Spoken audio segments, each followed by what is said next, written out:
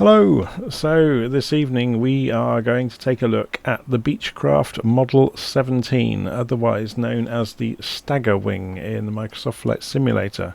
I've just bought it today because it's on offer from Carenado at the moment. All of their aircraft, or most of their aircraft, are on offer at the moment. So I thought I'd finally take the plunge and get it, and I realise now I should have bought it quite some time ago, because just look at the quality of the modelling. It looks absolutely real. It's actually quite stunning how well finished it is. So yeah, I just can't get over actually how good it is. It's of the aircraft I have seen in Microsoft Flight Simulator, this is right up there with the very best. And it continues on the inside. It's still very, very good inside. So you can see obviously the gauges and the switches. Is a Carenado aircraft, so things are not going to be, perfect. So not every switch and dial is going to work as per the real thing 100%, but like the breaker switches aren't going to work, for example. But it's kind of good enough to have fun with, and I really, really like it. So how do we get the Staggerwing started? First things first then, let's push the mixture all the way in. Make sure we got the parking brake on, which we have. I apologise for my croaky voice, by the way. I've had a chest infection all week, so we'll try and fight through it, aided by a glass of rum, which I've just pushed out of the way of my throttle quadrant, so I don't have an accident with broken glass during the flight. Okay, so we've pushed the mixture in. We need to go and also push the propeller condition all the way in. We can turn on the master switch for the electrics. We could turn on the pitot heat. We won't probably need the fuel pump to start the engine. We can, though, go and turn... That's interesting that one of the simplifications is you don't get independent control of the lights. So we're going to at least put the beacon on before we start the engine. We'll put the nav lights on afterwards. And we'll put the generator on, which is otherwise known as the... oh crikey, this is my brain not working at the moment. The alternator. Okay, so I think we've done just about everything we need to do to start the engine. So how do we start the engine? It's a push button starter, which is quite unusual. So we turn the magnetos around to use both magnetos. Oh, and the fuel would be useful as well. So we turn the fuel to main. I'm not sure what the bottom switch does. I haven't found documentation for it yet. But it seems to be left, right, and another setting. So I'm going for the other setting. And we then can use the starter. And the engine has burst into life. As you can see, even the animations are wonderfully done. So you can see the heat pouring out of the exhausts now. It's very, very nicely done, and the exhaust is being pushed backwards by the propeller. So let's go and turn those other switches on now. So avionics can come on, and the nav lights can come on.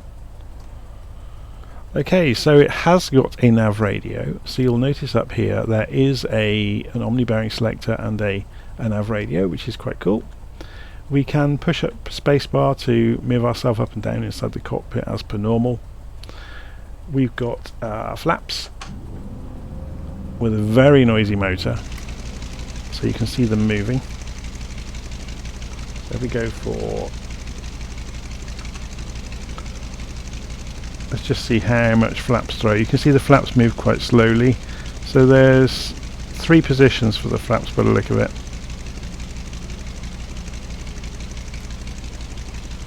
So we'll just crack them open enough for taking off. And let's go and get this thing in the air and see how it behaves, shall we? So we'll calibrate the altimeter and the compass. It does have a gyro compass and it does drift.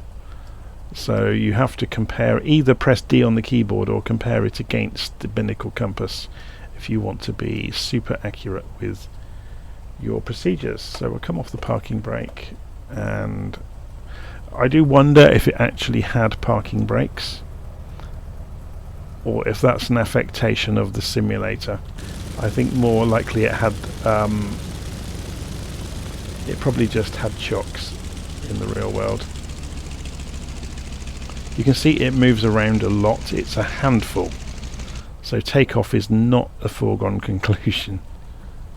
So we're going probably the wrong way. Oh, I've got the weather tuned actually to a few clouds because the weather wasn't very good for a video. So what I'm going to do is sit up and sit to one side so I can just see down the runway. So the engine sound is quite masked from inside. I'm ready on the rudder. And there we go. As the wheel comes up, you can see I had to correct. But it's controllable. You just have to be ready for it on the rudder. Get some speed up. Start easing back on the stick, and we're airborne. Don't want to raise the nose too much. I need to get some speed up. So you can see we're coming over 90 knots. Let's raise the flaps.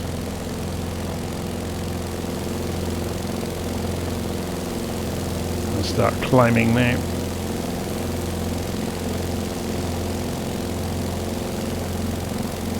So raise the gear as well. Gear animation's done really nicely.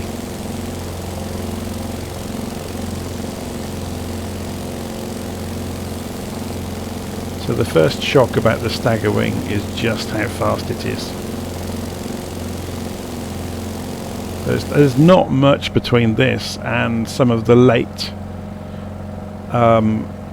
or the mid-war, between the wars, the fighters that came out. So it's similar in design and similar performance, to be honest. You can easily do over 200 knots in it. So if we go full throttle, knowing this is Carenado, we won't be able to cook the engine. They're kind of dumbed down a little bit to make it, you know, so newcomers to Flight Simulator don't have too much of a rude experience for their first few flights. But that being said, we'll take it up and try some stalls and things and see how it behaves. So you can see the airspeed climbing, coming up towards 210 knots. Just in level flight. Okay, I'm at full throttle, but you get some idea. This thing is quick. So let's just give it a try then. So if we pull it up into the vertical,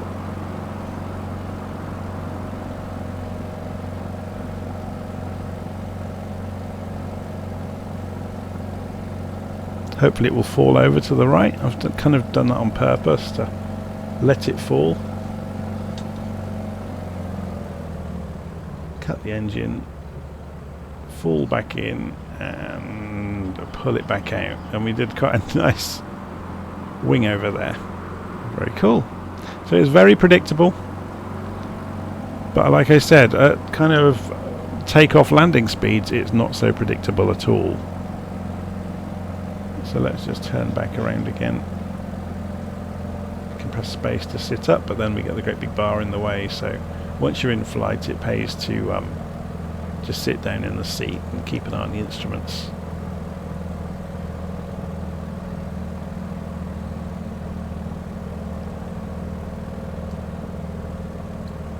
It's quite good visibility. Obviously you can scoot yourself around the cabin. So the wind, I think, will favour us coming into the other end, but we'll see.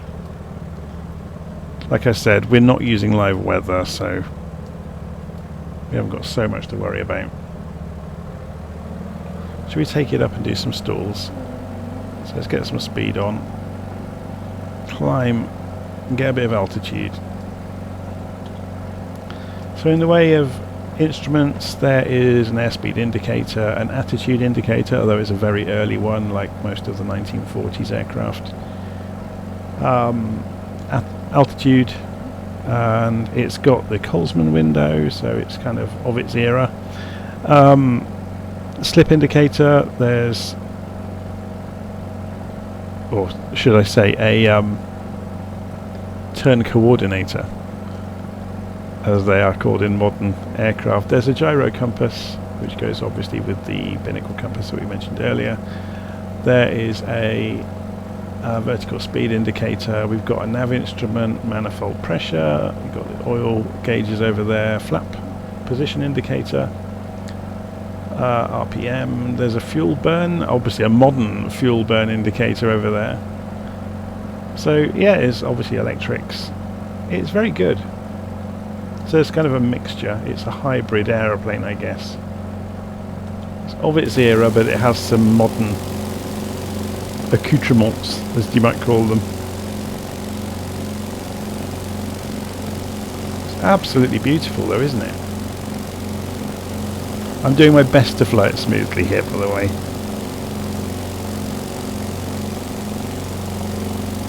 Absolutely gorgeous. I love aircraft of this era though. I kind of like the whole Art Deco thing to them. And this one obviously is a little bit unique because the lower wing is ahead of the rear wing. Ahead of the upper wing even, sorry. The tail is kind of wonderfully 1930s, isn't it? Even 1920s.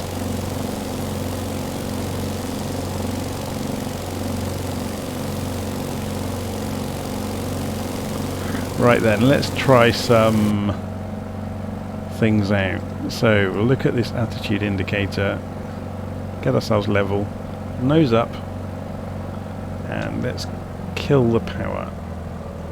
So power off stall coming up.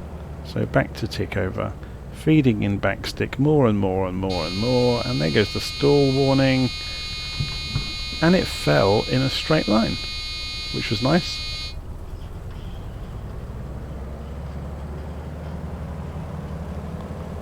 Okay, let's try that again. Turning. So we're turning.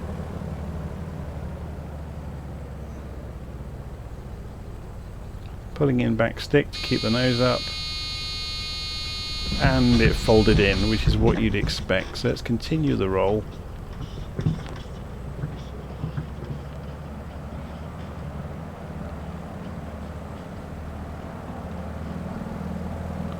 Will it do it the same the other direction? So we're climbing, power off, we're turning left, slight bit of left rudder to keep the turn coordinated, keeping back stick in to stop the nose from falling below the horizon, and will it tuck under to the left in the same way? Yes, it will. Oh, and it wanted to spin. So we'll just roll it completely underneath. So 3D aerobatics don't seem to be a problem for it at all. So with that in mind, can it loop? Or will it safely loop? Let's go and get some speed up.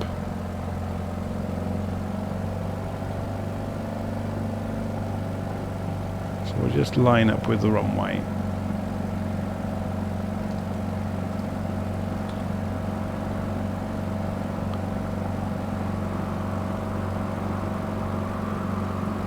Okay, here goes nothing.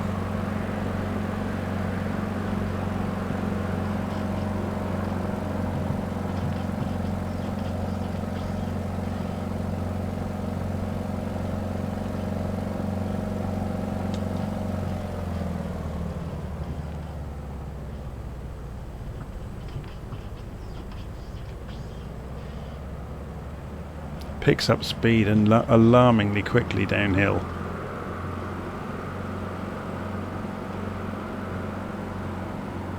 Okay. So loops are no trouble for it. What about a barrel roll then? Or let's try a roll on its axis first. So if we lift the nose and then just go aileron input, how much does it drop during a roll? Quite a lot.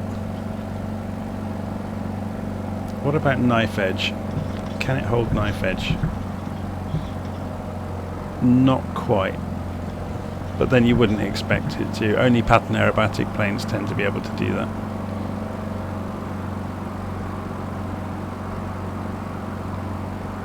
It's interesting, isn't it? I don't want to spin it on purpose in case we can't get out of it, because that would kind of ruin the video.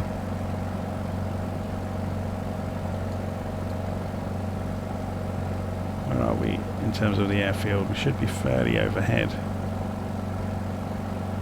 There's the airfield. So we'll scoot back around to the opposite end and come in for an approach, shall we?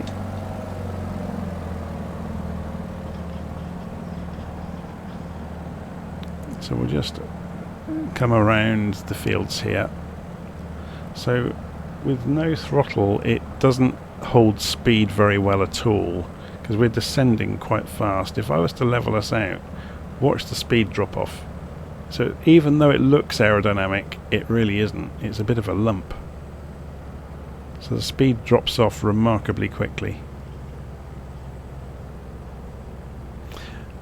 From the cursory test I did just to learn my way around the aircraft, you need to be aware of keeping it above about 60 or 70 knots, even with flaps and gear down.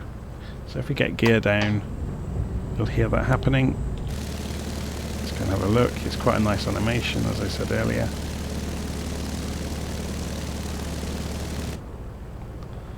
Okay, so that's the flap motors. 110 knots is the limit for putting the flaps down.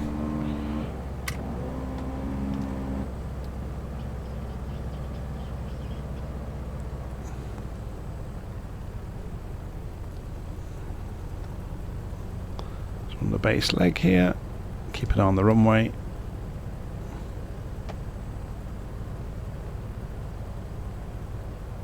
Like I said, we're 80 knots at the moment. We need to be mindful of not going much slower than that.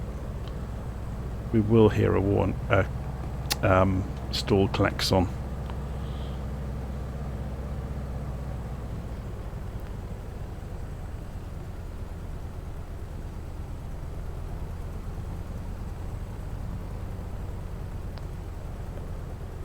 Okay, so let's sit up and get sideways so we can at least see the edge of the runway, because the nose will obscure it.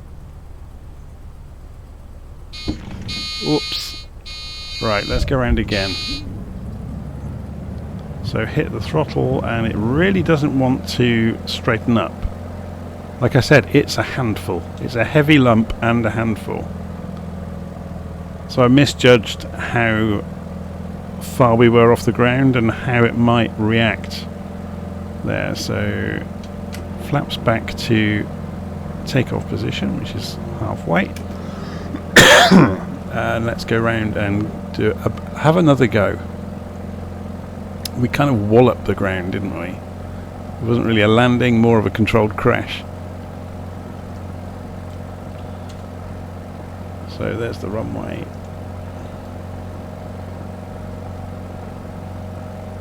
I can't get over how real the cockpit looks, and the aeroplane.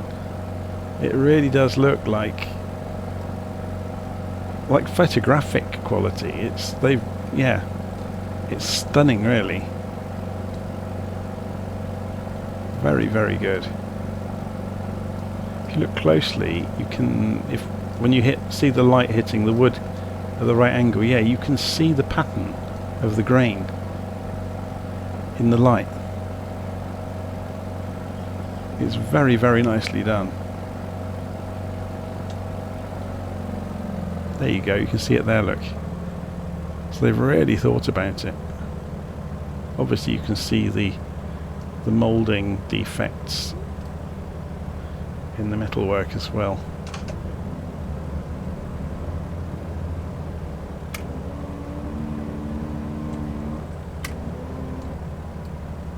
So there's the runway. Give ourselves a bit more room this time to control the approach. Of course, it doesn't help at Boonville that it doesn't help that this bar obscures our view of the indicated airspeed.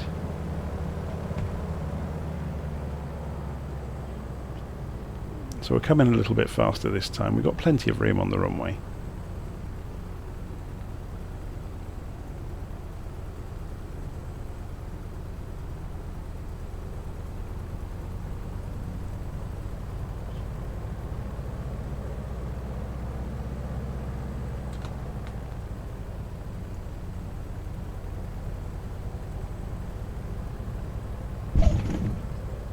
Bit of a bounce. It's interesting, isn't it, that you still get the stall bounce, or stall warning, sorry, on a bounce, and then it dies off.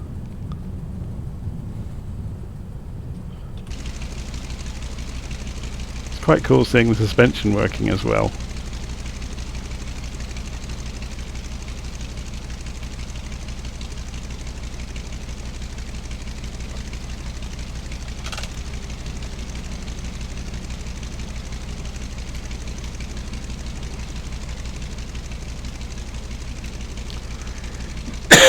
Excuse me.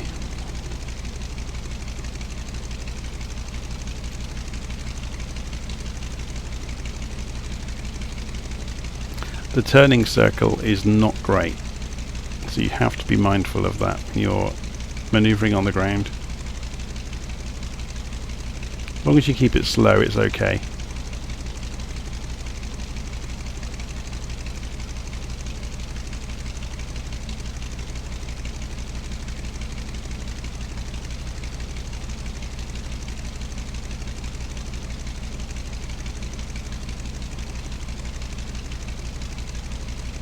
Okay, parking brake on, and pull the mixture back to kill the engine,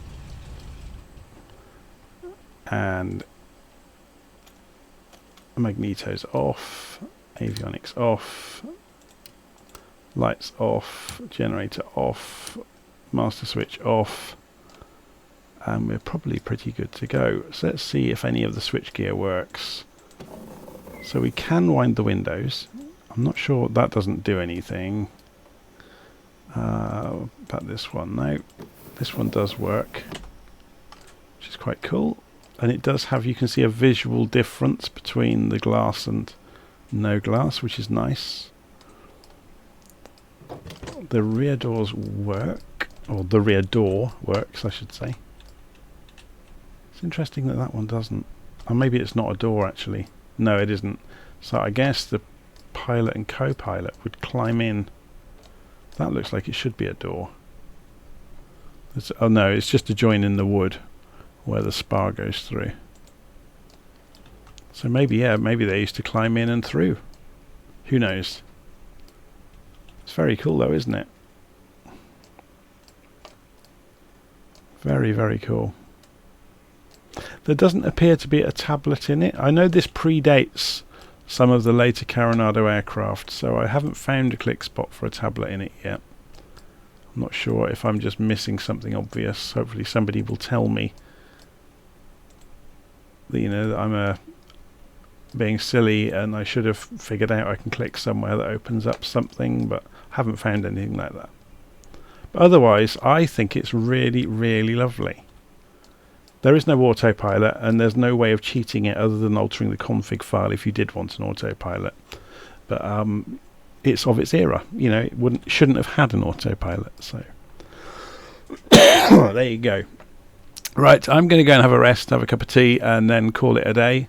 Hopefully you enjoyed that. So this is the Beechcraft Model 17, otherwise known as the Staggerwing. It's available on offer at the moment from Carenado, from the marketplace in Flight Simulator. If you want a fun little aeroplane to go bombing around in, you can do far worse than this. Okay, I'll see you again soon.